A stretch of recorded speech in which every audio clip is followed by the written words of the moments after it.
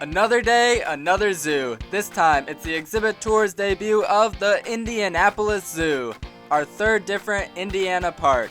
The current Indianapolis Zoo opened in 1988, which is actually very recent for a major zoo. As opposed to the typical geographic section seen at other zoos, the Indy Zoo takes a slightly more unique approach to organizing their exhibits by instead displaying animals based on the biome they inhabit. There's forest, plains, deserts, and oceans, and in between these four main realms there's smaller sub-attractions that display orangutans, alligators, and birds.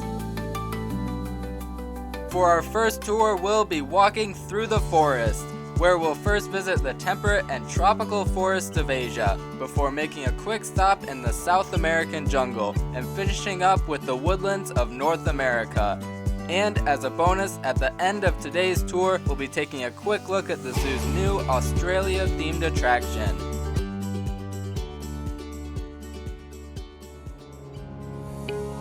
If you turn left immediately upon entering the zoo, the forest would be the first area you'd come to. Under the archway and directly straight ahead, you're led to one of the main attractions. Unsurprisingly, they weren't very active on the hot summer day I visited, so for now, we'll be moving on. Next door lives the endangered red panda of Nepal and central China. Somewhat bizarrely, the red panda is considered to be a vegetarian carnivore. Seems like a contradiction, right? But they are members of the order Carnivora and are descended from carnivorous ancestors. However, today's red pandas feed almost exclusively on bamboo and are thus considered vegetarians. The Indianapolis Zoo has two red pandas. I saw their female Naima, who either lives with or rotates with a younger male named Samson. You can tell the two apart because the red streaks on Naima's face do not reach her eyes, while Samson's do.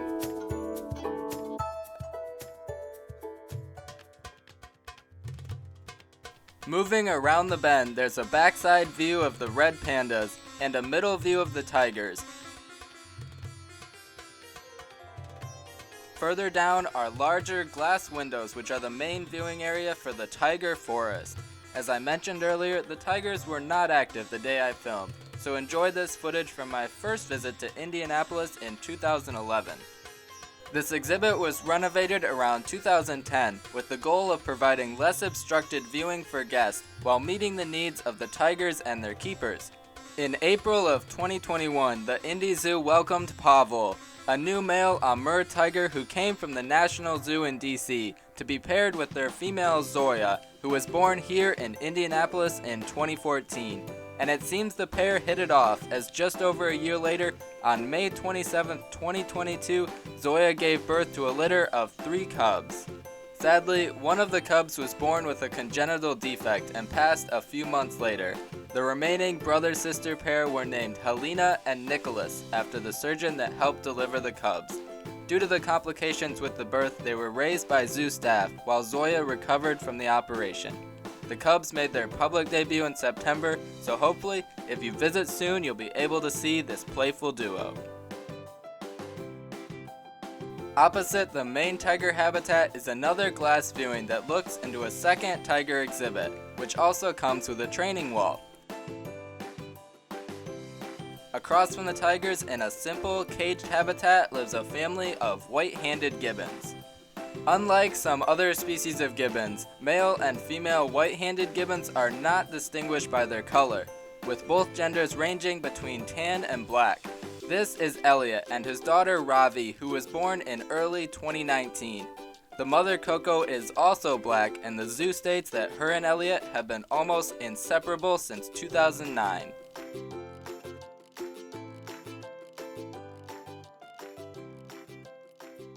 Moving down the path, we're leaving the forest of Asia behind and entering the world of the Magnificent Macaws.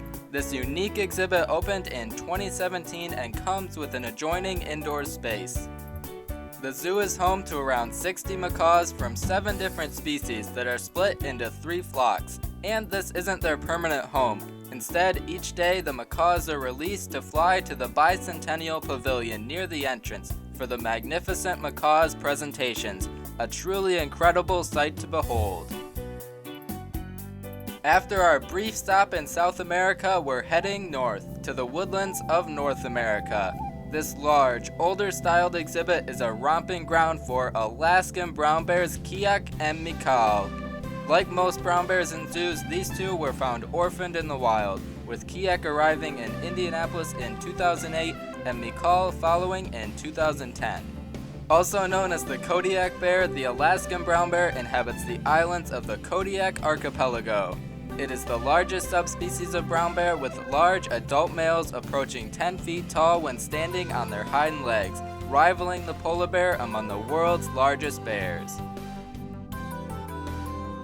There is a second vantage point for their exhibit, through glass, where you can get a closer view of their pool. The final habitat along the forest trail was signed for an off-exhibit bald eagle. The forest may have come to an end, but we're not done yet. A short ways outside the exit of the forest and near the International Orangutan Center is the zoo's newest addition, the Kangaroo Crossing, which opened on my birthday in 2022, bringing kangaroos back to Indianapolis for the first time since 2009 when they were exhibited in the Plains region. Walk-through kangaroo exhibits are becoming more and more common at zoos around the country, but this one is unique for a couple of reasons. For one, the kangaroos here are very friendly and frequently wander onto the visitor path, where, following proper guidelines, you are allowed to pet them, so you can discover, like I did, that kangaroos are much softer than you thought. You'll also notice that the entire walkthrough is actually an enclosed aviary. So, in addition to the roos, it is home to a handful of cockatoo species, like the little Corella and Major Mitchell's cockatoo.